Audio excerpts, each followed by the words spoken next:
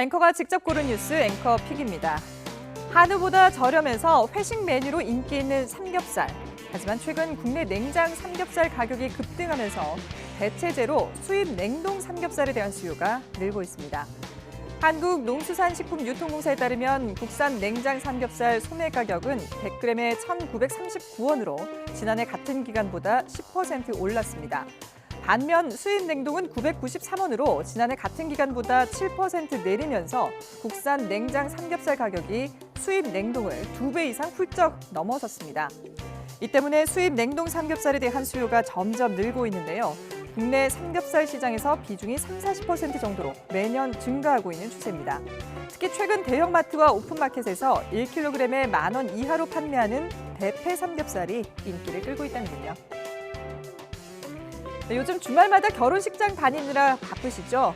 청첩장을 받았으니 가긴 가야 하는데 주머니 사정 때문에 축의금은 얼마를 해야 할지 고민되는 경우도 있을 겁니다. 일본과 이탈리아의 결혼 문화와 한번 비교해 볼까요? 중앙일보 보시죠. 일본은 결혼식 하객을 굉장히 신중하게 고려해서 초대합니다. 상대방의 형편이나 상황을 고려해 초대장을 보내고 또 참석 여부를 꼭 확인한다는데요. 식이 끝나면 하객에게 축의금의 절반에 해당하는 선물을 하기 때문입니다. 축의금은 보통 30만 원에서 100만 원으로 우리보다 액수는 큽니다. 유럽에서는 결혼부터 세례, 장례식 등 대부분의 집안 대소사를 성당에서 치릅니다. 결혼 선물은 10,000원짜리 잔 받침부터 냉장고까지 다양하지만 현금을 주는 경우는 거의 없다고 합니다. 또 결혼식 하객도 혼주가 아닌 신랑 신부가 정말 친한 사람들로 초대를 한다는군요.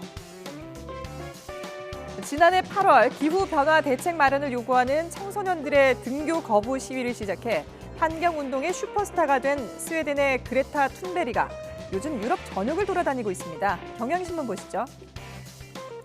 아이돌 스타 못지않게 바쁜 툰베리는 각국 정치인들을 만나 기후변화 대책을 요구하고 유럽 다른 도시 집회에도 참석하고 있는데요. 이때 비행기가 아닌 기차를 타고 이동한다고 합니다. 시간과 비용 면에서 비행기보다 불리하지만 온실가스인 이산화탄소 배출량을 줄이기 위해서입니다. 스웨덴에서는 친환경 여행 트렌드가 번지면서 지난해 철도 이용객이 사상 최대인 3,200만 명을 기록했고 공항 이용객 수는 7개월 연속 감소했습니다. 스웨덴 정부도 야간 열차 노선 운행을 확대하겠다고 밝히면서 동참하고 있는 상황인데요.